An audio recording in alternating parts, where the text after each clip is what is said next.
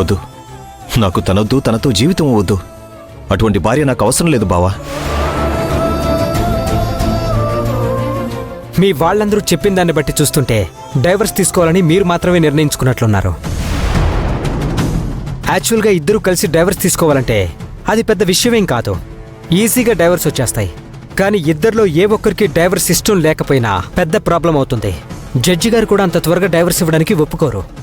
Lawyer గారు, నా పరిస్థితి మీకు అర్థం కావడం లేదు. మీరు ఏం చేస్తారో నాకు తెలియదు. నాకు డైవర్స్ కావాలి. అందుకోసమే ప్రత్యేకంగా మంచి పేరున్న మిమ్మల్ని ఇక్కడికి పిలిపించాను. ఓకే రాఘవ్ గారు, నేను కాదనడం లేదు. కారణం లేకుండా ఎవరు విడాకులు కావాలని కోరుకోరు. బట్ అసలు ఏమైందని తెలిస్తే ఈ డైవర్స్ రావడానికి ఎంతవరకు పాసిబిలిటీ ఉందనేది నేను చెప్పగలుగుతాను. ఏమైందో కాస్త చెప్పగలరా? ఎన్నని చెప్పమంటారు సార్? ఒక్క తప్పు కాదు, 2 తప్పులు కాదు. మాది మొదటి నుండి ఉమ్మడి కుటుంబం. ఉన్న దాంట్లో సర్దుకుపోవడం, ఆనందంగా బ్రతకడం తప్ప మరొకటి తెలియని మంచి వాళ్ళందరూ నా వాళ్ళు.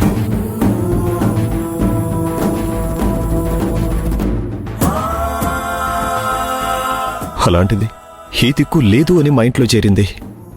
తర్వాత నన్ను ఇష్టపడ్డంతో నేనే తనని పెళ్లి చేసుకున్నాను.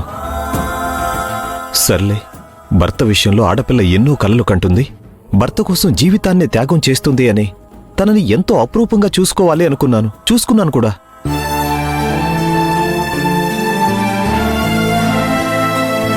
కానీ తను నా ప్రేమని మరోలా వాడుకుంది. నా మరదల మీద చెయ్యని తప్పును వేసి నా తమ్ముడు నాకు దూరమయ్యేలా చేసింది. నా ఇంట్లో గొడవలకి కారణమైంది. నా కుటుంబాన్ని నాశనం చెయ్యాలి అనుకున్న వాళ్లతో చేతులు కలిపి వాళ్ల దగ్గర డబ్బులు తీసుకుంది. ఇంట్లో జరుగుతున్న గొడవలన్నిటికీ కారణం నా తమ్ముడి భార్య అని మమ్మల్ని నమ్మించేది. తన మాటల్ని మేము కూడా నమ్మాం. బంగారం లాంటి మా భూమిని మేమందరం అవమానించాం, బాధ పెట్టాం.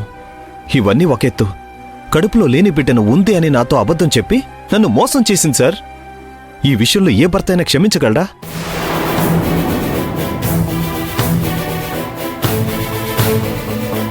ఇలాంటి దానితో కలిసి కాపురం చేయాలా? వద్దు సార్, ఏదో ఒకటి చేయండి సార్. దయచేసి తనతో నాకు డైవర్స్ ఇప్పించేయండి. అందుకు మీకు ఎంత ఫీజు కావాలన్నా నేనిస్తాను. ఇక్కడ సమస్య ఫీజు కాదు రాఘవ్ గారు. మీ అభిప్రాయం ఇలా ఉంది. ఒకసారి నేను మీ ఆవిడ గారితో మాట్లాడచ్చా? తనతో ఏం మాట్లాడాలి సార్? తనతో మాట్లాడాల్సిన అవసరం ఏమీ లేదు. సమస్య ఇది అని నేను చెప్తున్నాను కదా. నాకు తనతో బ్రతకడం ఇష్టం లేదు, బ్రతకలేను కూడా. నన్ను తండ్రినని నమ్మించి మోసం చేసిన దాని మొహం చూస్తూ నేను బ్రతకలేను సార్. వద్దు, నా జీవితంలో నుంచి తనని పక్కకు తీసేయండి. మళ్ళీ జీవితంలో కలిసే అవకాశం లేకుండా చేయండి సార్. చూడండి రాఘవ్ గారు, మీకు తెలియని విషయం కాదు. కాకపోతే మీరు ఒక ఎమోషన్లో ఉన్నారు. అందుకే నేను మీకు వివరంగా చెప్పాల్సి వస్తుంది. ఇద్దరు పెళ్లి జరగాలన్నా, ఇద్దరు విడిపోవాలన్నా అది ఆ ఇద్దరి నిర్ణయం మీదే ఆధారపడి ఉంటుంది. ఏ ఒక్కరి నిర్ణయంతోటో పెళ్లి జరగదు. అది జరిగినా బలవంతో పెళ్ళవుతుంది.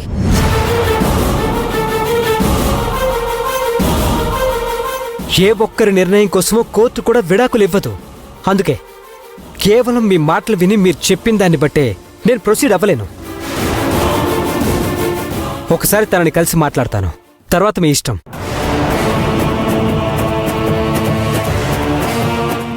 సర్లేండి బావగారు, ఒక్కసారి అలేఖ్యతో మాట్లాడతానని అంటున్నారు కదా, మాట్లాడినివ్వండి. ఆయన చెప్పేది కూడా నిజమే కదరా. ఒక్కరి నిర్ణయంతోటి ఎవరైనా ఎలా తీర్పిస్తారు? తప్పో ఒప్పో ఇద్దరు చెప్పేది వినాలి, ఆ తర్వాత నిర్ణయం తీసుకోవాలి. అందులోనూ పేరున్న లాయర్ అంటున్నావు. ఒకసారి మాట్లాడి నువ్వు. అమ్మా భూమి, వెళ్ళి అలేఖ్యం తీసుకొని రమ్మా. సరే మావయ్య.